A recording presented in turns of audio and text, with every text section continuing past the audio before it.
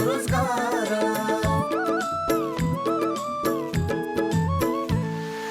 सबै मिलिजुली गरौँ उन्नतिको कर्म, स्वावलम्बी र समृद्धि नै सहकारीको मर्म।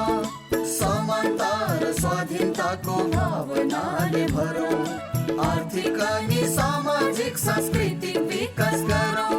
सहकारी दर्पण, सहकारी दर्पण, सहकारी दर्पण।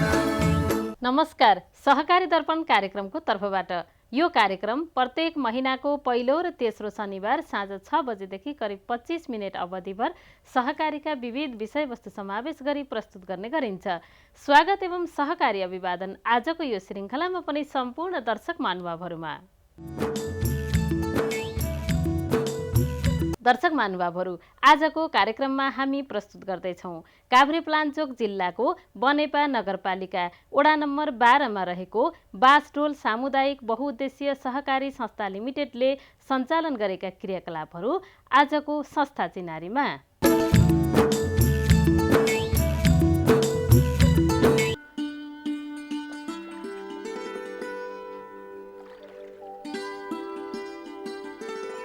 काभ्रेपलाञ्चोक जिल्लाको बनेपा नगरपालिका वडा नम्बर 12 अन्तर्गत पर्ने बाँसडोल क्षेत्र मुख्य गरी कृषि तथा पशुपालनको लागि निकै उर्वर रहेको देख्न सकिन्छ। यहाँका स्थानीयले कृषि तथा पशुपालन पेसाबाट राम्रो आमदानी गरी आफ्नो अवस्था सुधार गर्न सकेको कतिपय उदाहरणहरू यहाँ पाउन सकिन्छ। बदलिदो प्रविधि अनुसार गरिएको खेतीपातीबाट परम्परागत तवरबाट गर्दै आएको भन्दा आय आर्जन पनि राम्रो नै भइरहेको देखिन्छ। यसको लागि स्थानीयमा रहेको बाँसडोल सामुदायिक बहुउद्देश्य सहकारी संस्थाले पनि राम्रो सेवा सल्लाह तथा सुविधा पुर्याउँदै आएको छ। खेतीपातीमा आवश्यक पर्ने मलखादको व्यवस्था सहकारी संस्था आफैले मिलाउने गरेको छ। यसबाट स्थानीय कृषक सदस्यहरूलाई धेरै सजिलो हुन गएको समेत महसुस गरिएको छ। 2064 सालमा स्थापना भएको यो सहकारी संस्थाले विभिन्न प्रकारले आफ्ना सदस्यहरूलाई सेवा पुर्याउनुको साथै संस्था मार्फत समुदायको हितका लागि विभिन्न कार्यहरू गर्दै आएको छ। कृषिमा, व्यापारमा, व्यवसायमा केमा उहाँले गर्न चाहनुहुन्छ उहाँहरूलाई गर्नलाई हामीले उत्प्रेरणा गरी उहाँलाई सहयोग गरी उहाँको आर्थिक स्थिति उकास्नलाई हामीले सहयोग गरिरहेका छौँ र हाम्रो बाँसडोल सहकारीले सहयोग गरिरहेको छ। विभिन्न हाम्रो साधारण सभा गर्ने बेलामा हामीले ज्येष्ठ नागरिक 80 वर्षमाथिका ज्येष्ठ नागरिकहरूलाई हामीले सम्मान गर्ने गरेका छौँ। सानो मायाको चिनो र केही थोरै रकम गरेर हामीले उहाँहरूलाई सम्मान गर्ने गरेका छौँ ज्येष्ठ नागरिकले। र बाल बच्चाहरूलाई हामीले घर घरमा गएर जो बच्चा जन्मिन्छ उहाँहरू सुत्केरी हुँदैखेरि गएर बाल सदस्य बनाएर हामीले संस्थाले दिन मिल्ने र सहकारी नियमअनुसार गर्न मिल्ने कामहरू हामीले उहाँहरूलाई पढाउन नसक्नेहरूलाई पढाउनको लागि केही गर्न सक्ने आदि हामीले गरिरहेका छौँ। हाम्रो सहकारी एक त ग्रामीण क्षेत्रमा छ, हामी बजारमा अहिले भर्खर प्रवेश मात्रै गरेका छौँ। ग्रामीण क्षेत्रमा छौँ, समुदायमा आधारित छौँ। हामी समुदायमा आधारित छौँ र सदस्यहरूको विशेष हामी सदस्य पहिचान गरेका छौँ। हामीले सदस्य चाहिँ पहिचान गरेर यो सदस्य फेक होइन, यो सदस्य असल छ, यसलाई लगानी गर्दा ठिक हुन्छ, यो सदस्यको पैसा गैर कानुनी रूपमा आएको छैन र दुःख गरेर सानो किसानहरूले जम्मा गरेको पैसा हो भने बुझेर हामीले त्यो पैसाहरू ल्याएर र हामीले तरलतालाई मेन्टेन गरेछौँ। मुख्य कुरो तरलतालाई हामीले तरलतालाई मेन्टेन गरेर लगानी गर्दाखेरि पनि तरलता हाम्रो 10 देखि 20% बिचमा हामीले तरलता राखेर हामीले जुन बेला सदस्यहरूलाई आपत गरेर आउनुहुन्छ उहाँहरूलाई तत्काल दिन सक्ने स्थितिमा हामी बसेका छौँ। हामीले यसपालि साधारण सभाले हामीले दिएको म्यान्डेट अनुसार हामीले सदस्यहरूलाई कति उहाँको आर्थिक स्थिति उकास्नलाई हामीले कुन योजनाहरू गर्न सकिन्छ हामीले योजनाहरू खोज्दै र उहाँहरूको लागि आर्थिक स्थिति उकास्नको लागि हामीले हरप्रक्त हामी सञ्चालक समिति लागि परेका छौँ र हामी के हुन्छ नयाँ योजनाहरू खोज्दै र सदस्यहरूलाई के गर्न सकिन्छ बुझ्दै प्रत्येक महिनाको बैठकहरूमा छलफल गर्दै त्यसलाई हामीले अगाडि बढाउँदै लैजाने योजना राखेको छ। बाँसडोल सामुदायिक बहुउद्देश्य सहकारी संस्थाले पुर्याएको आर्थिक तथा अन्य सेवा सल्लाहका कारण सदस्यहरूले गरेका विभिन्न व्यावसायिक कार्यहरूका नमूना यहाँ देख्न सकिन्छ। खेती परम्परादेखि नै गरिँदै आएको भए पनि पछिल्लो समयमा व्यावसायिकता थपिएको छ। पहिला यही खेतीपाती घरायसी प्रयोजनका लागि मात्र गरिन्थ्यो भने अहिले यही खेतीपाती नै मुख्य स्रोत बन्न पुगेको पाइन्छ। गाई भैँसी पालनको साथमा व्यावसायिक तरकारी खेती गर्दै आउनुभएकी संस्थाकी सदस्य सरू विष्टले गर्दै आउनुभएको खेती यसैको एउटा उदाहरणको रूपमा लिन सकिन्छ। काउली, काँक्रो, यस्तै इस्कुसहरू, फर्सीहरू यस्तै लाउँछ बन्दा। यो वर्ष काउली कति बेच्नुभयो, कति हजारको बेच्नुभयो, काँक्रा कति हजारको बेच्नुभयो? काँक्रो चाहिँ बेचियो होला अब 40-45 हजारको। यसपालि बासडोल सरकारले के दियो तपाईँलाई? हामीलाई अब यही तरकारी खेतीलाई भनेर पैसा ल्याछौँ हामीले। यो तरकारी खेती गर्नुभएको धेरै वर्ष भएको छ, उपलब्धि के गर्नुभयो तरकारी खेतीबाट? मैले गरेँ भने अब त्यही बच्चाहरू 2टा पढे, अब घरमा खानापिना यताउति अब त्यस्तै किनमेलहरू लग्यो, त्यही हो। अब आगामी दिनमा के गर्ने त? अब सकुन्जेल गर्ने है, अब उनीहरूले पढिसकिहाले, अब त्यही हो। त्यसैगरी बासडोल सामुदायिक बहुउद्देश्य सहकारी संस्थाबाट 5 लाख ऋण लिएर थाल्नु भएको तरकारी खेती मुख्य रूपमा टनेलमा गरिएको गोलबेडा खेती अनि दूध उत्पादनको लागि गरिएको गाई पालनबाट धेरै राम्रो आमदानी भइरहेको छ। परिवार मिलेर गरिएको यस व्यवसायबाट घर खर्च, पढाइ खर्च सम्पूर्ण राम्रोसँग चलेको छ। यही सहकारीबाट ऋण लिएर अनि गाई 3टा राखेर अनि यो टनेल गरेर गरिरहेको छु। यो अब यही पसलतिरै लान्छु, गोलबेडा चाहिँ यतै जान्छ, यहाँ नसके बनेपा लाने हो। दुध चाहिँ नि पर डेरीमा लिएर जाने हो। अब आम्दानी भनेको महिनाको 80,000 हुन्छ, खर्च कटाएर 50,000 जोगिन्छ। अब दुध यतै डेरीमा लान्छु, सजिलो छ होइन। अनि सहकारीबाट ऋण लिएर गरिरहेको छु। उपलब्धि अब यही घर खर्च चलेर बच्चाहरू पढाउनलाई पुगेको छ। अब एउटा मास्टर्स डिग्री पढ्न गइरहेको छ, अब एउटा ब्याचलर पढ्दैछ। स्थानीयमा मासुको मागलाई ध्यानमा राखेर गरिएको कुखुरा पालन पनि एकजना सहकारीका सदस्यले गर्नुभएको हो। मुख्य रूपमा सहकारी संस्थाकै सहयोगमा थालिएको यो कुखुरा पालनले राम्रो आमदानी दिइरहेको व्यवसायी सदस्यको भनाइ छ। यसभन्दा अघि रोजगारीकै सन्दर्भमा विदेश गएर फर्कनु भएको उहाँले आफ्नै परिवारसँग बसेर काम गर्ने सोचका साथ थाल्नु भएको हो। यो सुरुवातमा सानो रूपमा थाल्नु भएको भए पनि अनुभव सँगाल्दै यसलाई बढाउँदै पनि लैजानु भएको छ। विदेश बसेर 3 वर्षमा विदेश बसेर आइयो। त्यसपछि अब के गर्ने त, अब फेरि आउने जाने गर्नुभन्दा अब एकचोटि चाहिँ आफै एउटा केही गरौँ भन्ने उनले सुरुमा तपाईँको 200 कुखुराबाट सुरु गरेको मैले। अब अहिले चाहिँ 2000सँग हाल्छु। जस अब अहिले ठिकै छ भनौँ न, टिकिने छ अहिलेसम्म। बिक्रीको लागि चाहिँ अब हामी काठमाडौँ नै हो, काठमाडौँतिर लाने हो। अब हाम्रो चाहिँ अहिलेको चाहिँ लगानी चाहिँ तपाईँको यति 1800-2000 कुखुरालाई 10-12 लाख रुपियाँ लाग्छ। अनि यो चाहिँ कस्तो भने वर्षको समग्रमा चाहिँ अब मलेसिया दुबईको भन्दा चाहिँ राम्रै छ। यहाँ वर्षमा त्यही 8-10 लाख रुपियाँ जति कमाइन्छ, मिनिमम त्यति चाहिँ हुन्छ। यो फेरि कुखुराको काम भनेको कामदार राखेर होइन कि आफैले गर्यो भने चाहिँ राम्रै छ।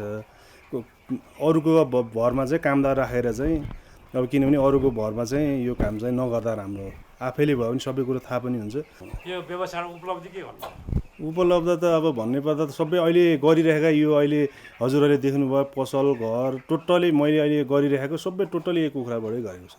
घर बनाउन त्यही 40-42 लाख रुपियाँ भएको थियो। अब थप पछि गरिरहेको त छँदैछ। सुरुमा चाहिँ त्यति गरिरहेको थियो। हेर्दा नै आकर्षक देखिने यो भैँसी पालन गर्ने सहकारी संस्थाका सदस्य खडानन्द तिमेल सेना हुनुहुन्छ। आफ्नो फार्मबाट उत्पादन भएको दूधको अलावा स्थानीयमा कृषकहरूसँग पनि दूध संकलन गरेर बजारको व्यवस्था मिलाउँदै आउनु भएको छ। साथमा बाख्रा पालन अनि तरकारी खेती पनि थोरै भए पनि गर्दै बजारसम्म पुर्याउने गर्नुभएको छ। पहिला रोजगारीकै लागि विदेश गएर फर्कनु भएको उहाँ अहिले आफ्नो व्यवसायबाट खुसी देखिनुहुन्छ। तर विदेशमा पाएको दुःख भने अझै बिर्सन सक्नु भएको छैन। तपाईँको विदेशमा गएपछि चाहिँ मैले धेरै कुकुरले नपाएको दुःख पाएँ वास्तवमा भन्नुपर्दा। अनि त्यहाँबाट चाहिँ अर्थको उपाय नै भएन। अनि मैले यहाँ आएर चाहिँ अब के गर्ने त, पेसा किसानै हो, अब म बस्तु नै पाल्छु भनेर 2टा भैँसी पालिरहेको थियो। अनि 2टाबाट अहिले मैले चाहिँ लगभग 17-18वटा नि बनाएँ। अहिले चाहिँ लगभग यति मात्रै, अब काम गर्ने मान्छे पनि हिँडेँ, 10-12वटा 13वटा चाहिँ निरन्तर दिइरहेको छु। 75 सालदेखि सुरु गरेँ, अहिले लगभग 80 भने चाहिँ 5 वर्ष भयो होला। यहाँ भनौँ वरिपरिको दुध त्यही 30 देखि 60को हाराहारीमा जम्मा गर्छु। अनि घरको बिहानको 30, बेलुकाको 30 जम्मा गर्छु। अनि खेरि त्यो चाहिँ कोही बजारमा आफैले घरमा खानेलाई दिन्छु। अलिकति मेरो आफ्नै सानो एउटा पसल राखेको छ, त्यो पसलमा लगेर छोड्छु, त्यहीँबाट कटिन्छ। उपलब्धि त खासै अब धेरै माथिल्लो स्तरमा पनि पुर्याएको छैन, तल भन्दा तलतिर झारिदिया पनि छैन, ठिकै माध्यममै छु म अहिले। अब देखिहाल्नु म 10वटा छन् राम समेत होइन। अनि अब गाई छन् 3टा, 13वटा त्यतिकै भए। अनि बाख्रा छन् अझ 12-14वटा, त्यस्तै राम्रै छ।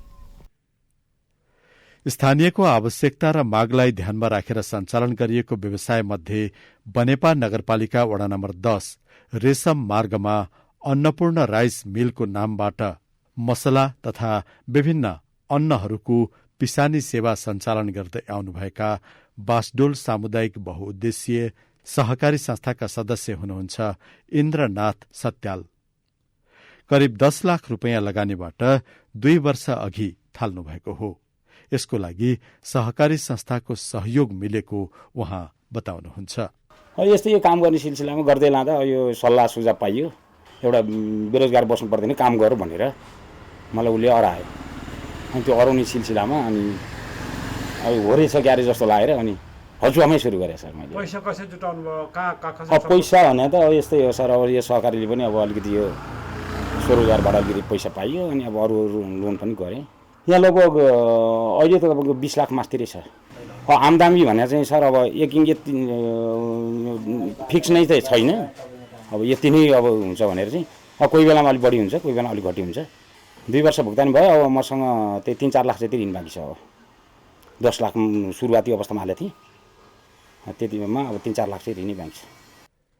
सहकारी संस्थाको सेवालाई प्रभावकारी र गुणस्तरीय बनाउन सम्बद्ध अधिकारीहरूको सक्रिय सहभागिता रहेको यहाँ महसुस गर्न सकिन्छ।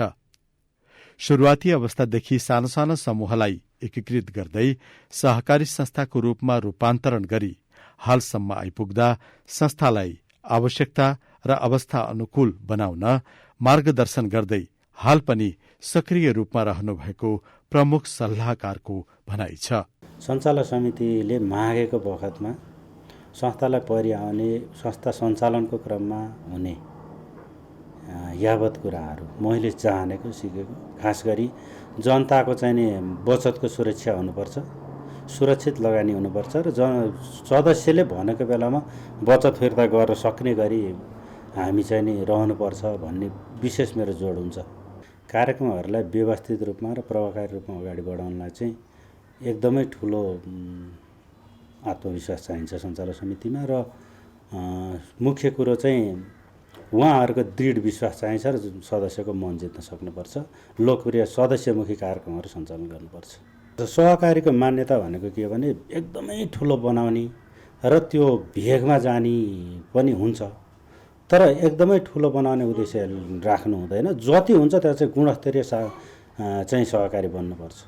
त्यहाँ आबद्ध सदस्यहरूले वस्तु तथा सेवाहरू चाहिँ गुणस्तरीय सेवा पाउनुपर्छ भन्ने नै हो।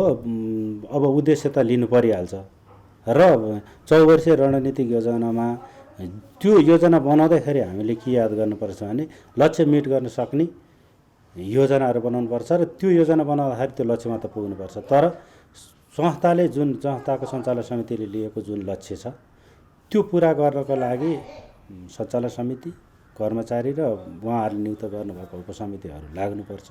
त यसले चाहिँ जति पनि सेवाहरू दिन्छ, जति आफ्नो वस्तु तथा सेवाहरू प्रदान गर्न सदस्यलाई जमर गरेको छ त्यो चाहिँ गुणस्तरीय हुनुपर्छ, सदस्यले अनुभूति गर्ने खालको हुनुपर्छ भन्ने मान्यता राख्छु। यसरी बासडोल सामुदायिक बहुउद्देश्य सहकारी संस्थाले सदस्यहरूको माग अनि आवश्यकतालाई ध्यानमा राखेर संस्था अनि सदस्यहरूको हितका लागि समय सापेक्ष कार्यक्रमहरू सञ्चालन गर्दै स्थानीयको विश्वास जित्दै आएको पाइन्छ।